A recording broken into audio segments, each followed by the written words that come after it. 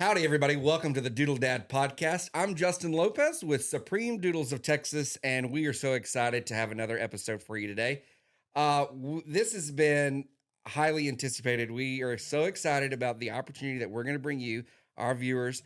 We have our very first celebrity guest today, and let me tell you, we're very excited. It is none other than Mr. Rusty Surette. Oh, I thought you were talking about the puppy. That's the celebrity guest Right, today. exactly. How you doing, Rusty? Oh, I'm good. Thank you. Thanks for inviting me on. I appreciate Absolutely. So Rusty is our local celebrity. He's our news anchor for one of our local news stations. We're very excited to have him.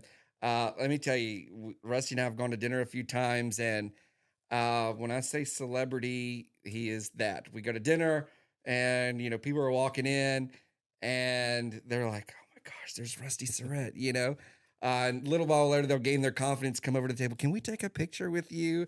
He gets up, takes a picture. I mean, that has to be so cool. Oh, it's wonderful because, and I've had people before say, oh, I don't want to bother you. I'm so sorry. And I always say, no, don't be sorry. I am very grateful for someone come up and say hi. It's when that stops happening that I've got to worry. Right. I know I'm very thankful for anybody that comes up and says hi and introduces themselves. It beats the the awkward stare that I'll sometimes get. Yeah. But yeah, no, I'm very grateful for that. Well, stuff. that's cool. I mean, I'm grateful to be your friend and happy to know you, and I appreciate you being here Absolutely today with a cute golden doodle on your shoulder. What's this one?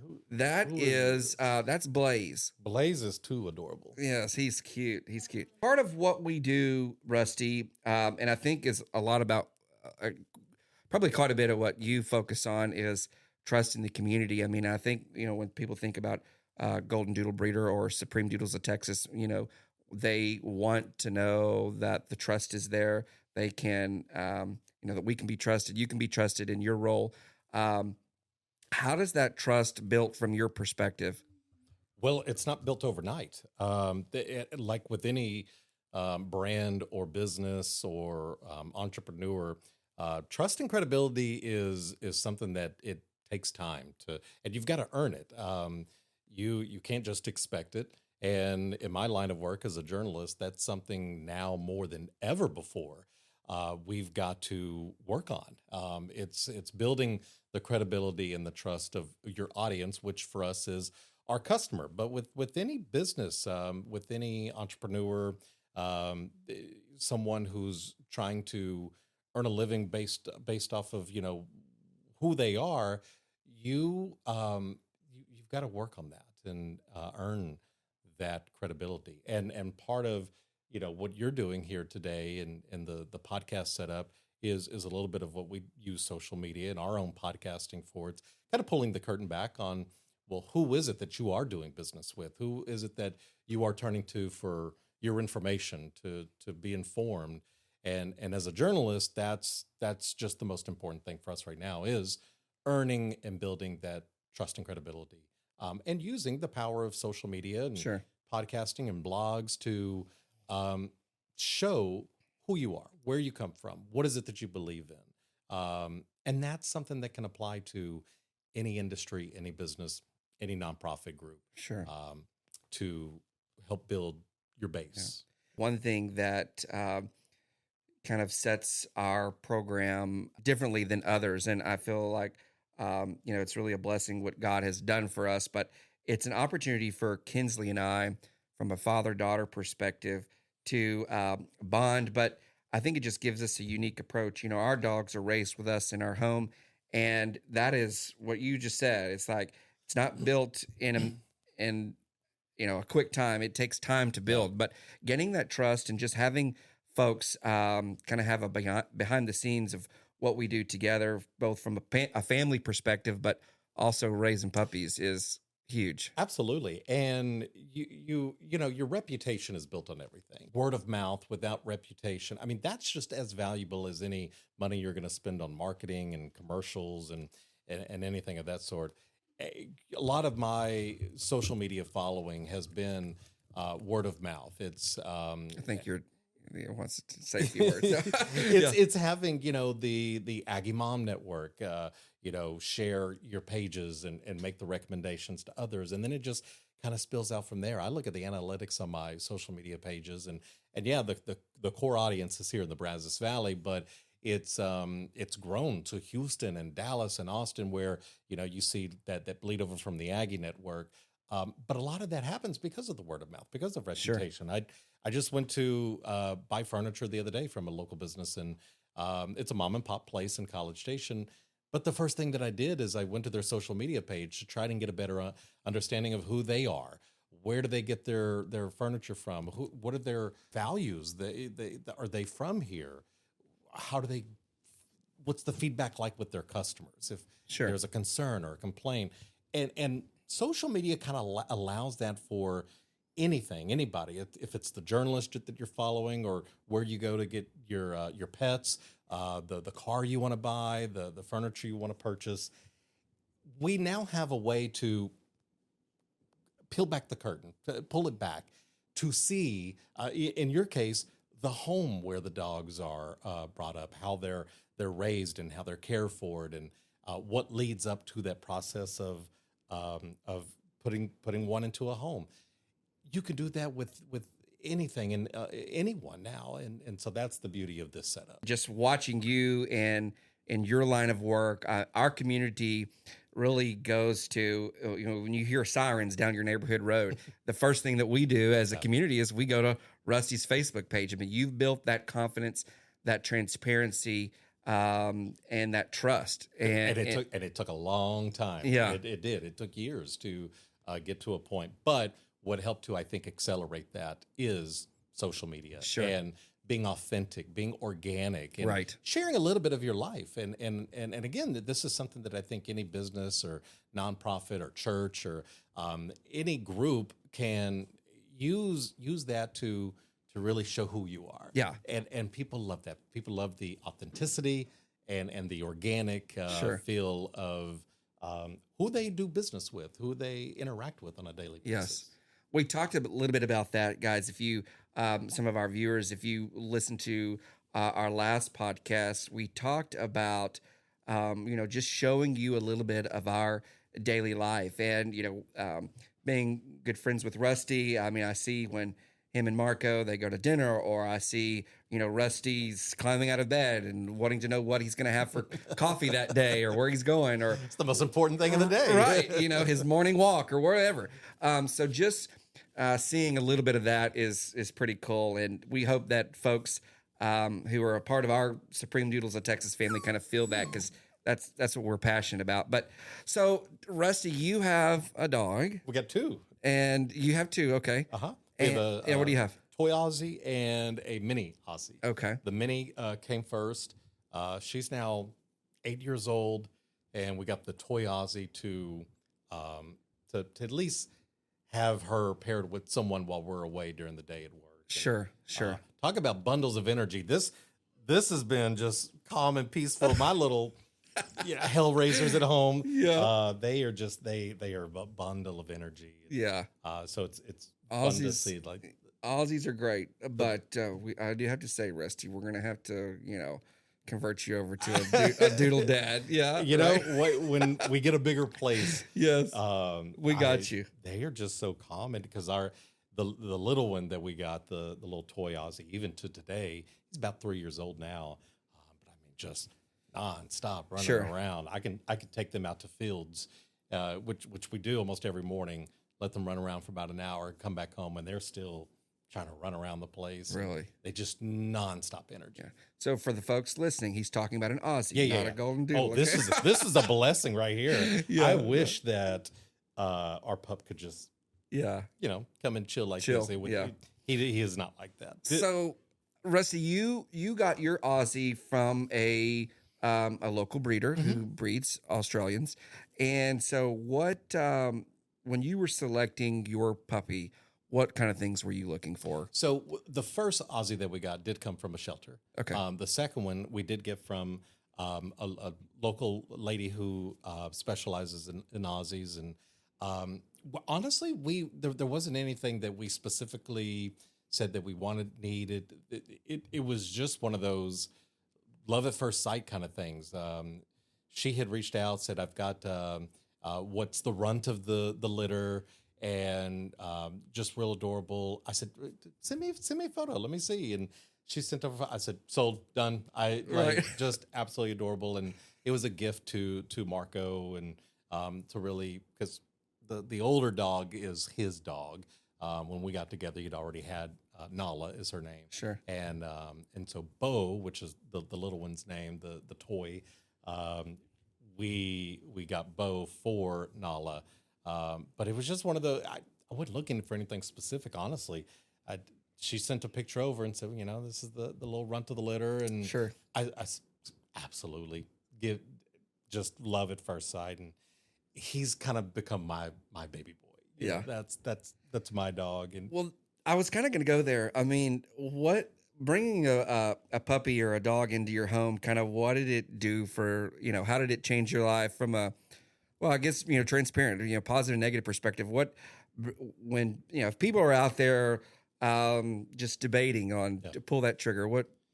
I will tell you the positive is having another dog in the house for social interaction for the older pup. The older dog that we have she's getting up there, moves a little less active. So having the puppy around has really almost forced her to be more active. And so we've seen the older dog kind of come more alive, honestly. She runs around, plays with the younger one. For us, we have to be more active. We have to go out and make sure they're getting all the energy out of, especially the young one. He's got so much built up energy. So the good has been, it has forced us to be a little bit more disciplined with our routine in the day. We got to get up early. We got to take them for walks. Which that's great for us. Sure. Get up. You're not on the couch all morning, or Right. wasting your day in bed. And then just the physical activity of having to take them on walks and running them around. Because if you don't, then you got two wound up dogs in the place. That's really been the pros. The cons is, you still have to do that when it's raining outside. So, the cons, I can't think of many really. We've just been blessed to have two very lively dogs that get along. They adore each other. They can't be separated now at this point. But having the addition to our family, I think really has helped bring her more alive, and we're up and about, just living our best lives with both of them. Yeah. Really, yeah, That's great. Rusty, I'm sure we have a lot of local folks going to be tuning in to this podcast, and thanks for just being vulnerable with us today. If we could ask your Aussie a question about Rusty and Marco, what do you think they would tell us? Why doesn't Dad get out of bed sooner? Because it is 6 a.m. on the dot. They are, and again, that is. I'm happy that they are like that, because 6 a.m. soon as the sun starts to come up, we hear from the other side of the house the dog barking, and it is that's our alarm clock. And they would probably ask, why do we have to wake you up? You should be up before us. It sounds like your pups give you a lot of love, and it sounds like they give you the same as what you give them. And for people out there who are maybe from a mental health perspective looking for that service dog, tell us a little bit. I know from a Golden Doodle perspective, Golden Doodles are, there are a lot of service dogs that are from the Golden Doodle breed, from the Poodle breed, honestly, the Golden Retriever as well. These dogs are loving, compassion. They give you those those orphans that you're looking for. Yeah, right? You don't say. So what do you say to those folks who are maybe looking for that piece of love? You can look at some of the organizations that we have in the Brazos Valley that have proven having an animal around can greatly improve someone's mental health, their spirit rises. I did a story for the TV station maybe 2-3 months ago. There's a lady here in town, Rosie and Tucker, I think are the names. Rosie and Tucker's therapy dogs, and we presented her with an award because she will take these two dogs that she has in her Ford Explorer. She drives around town and she'll go to nursing homes, rehabilitation centers, a lot of places with senior citizens. And the therapy part is just bringing the dogs in, and these facilities, and you can look at them for an example, or I think Aggieland. There's another group in town. Their goal and focus in therapy is just bringing the animals to these seniors, to people who are maybe wheelchair bound or can't get outside, or they're just alone. And when you see the animals come in, you see their just whole world. It's they light up. They're so, this is their, what they look forward to every day, and it makes such a difference, especially for someone who is alone, an older person who maybe has family that lives out of town. Having an animal does wonders for someone who needs that companionship, and you can't argue one way or the other the love that you get from a dog. Sure. I have a cat too, and the cat's great. The cat wants to be left alone. It's Sure. when you come home and you've got two dogs that are just over the moon that you're back, and when you leave, how sad they get. You can't get that from anywhere else. And so, Right. I think for anyone, we're not just talking about the older or the lonely. I think an animal of any kind just will do wonders for your mental health, your spirit. Rusty, I think I remember seeing a story about Sophie from Charlotte Sharp's Children's Center in College Station. She was a golden doodle that kind of provided some of that. Do you want to tell us a little bit about that? I mean, well, you're seeing in school like that, and the Bryan School District, they just brought in, I think, 2 or 3 different dogs that they're now the I forget how they word it, but basically they're the emotional support dogs of campuses. And again, they're reaching out. They're getting dogs like this. They're getting different pets to come in and be that go-to support for students who maybe have anxiety, who are stressed out about a test. Maybe there's something going on at home that they're just maybe not opening up about. But we have seen time and time again when these school districts, these pre-care daycare centers that are bringing in the animals, everything runs a little bit smoother, and everybody's a little bit more at ease. Sure. And so it definitely does, and we've seen it over and over with the anxiety, with the stress, what an animal can do. So, talking about reputation and social media and credibility and all of those things, I mean, more than anybody probably what that looks like. And, Rusty, I appreciate you being here. I know that you wouldn't be here if you didn't trust us or, I didn't like you. Right, exactly. So, I mean, just by you being here, I think says a lot for our program and me, and I couldn't thank you enough. Absolutely. Well, and I think you're right. Social currency is that's a thing that you have to take into consideration when you are building, maybe your own brand, your own business, and getting out and networking. That helps. That's how you and I crossed paths. It was my line of work with your line of work. We run kind of the same social circles. You were doing some nonprofit work, and we crossed paths a couple of times. And that that is something that I think you have to take into consideration.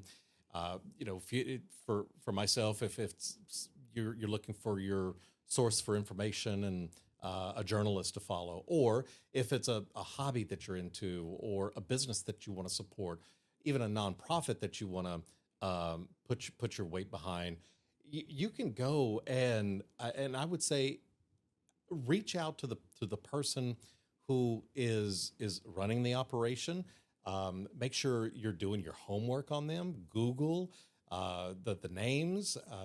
Everything's so out there right now.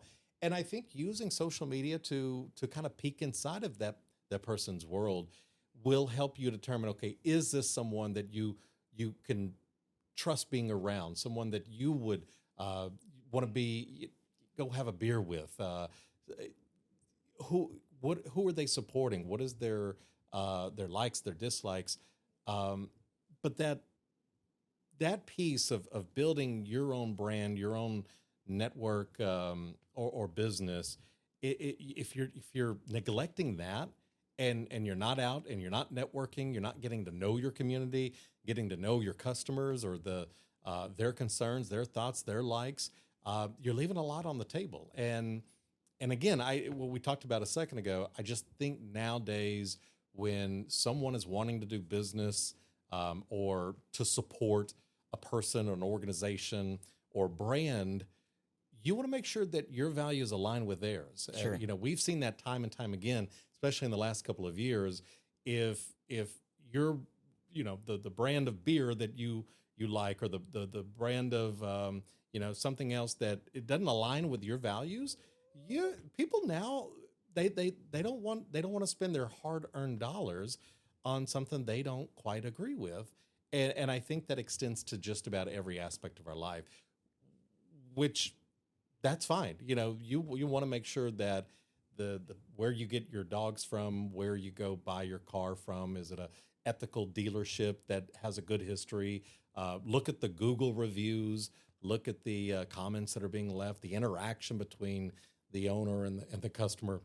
There's so many different ways now you can do your homework on someone or something that that what you're about to invest in, either your time or your money or your volunteerism or support, you want to make sure that you are investing in something you believe in and not something you'll regret down the road. Yeah. Well, thank you for investing your time with us today, of course. Rusty. It's this little cute baby. I appreciate you being here. I thank you for our friendship. I value our friendship, and you're one of the good ones. And I, again, I've seen your work around town, who you are, the nonprofit world that you support. So happy to be here. Absolutely. Great. Well, thank you so much, Rusty. Thank you to our viewers and our listeners. Thanks for tuning in to another episode of the Doodle Dad Podcast. Ladies and gentlemen, Rusty Surette. Hey, thank you. All right. Thank you, guys.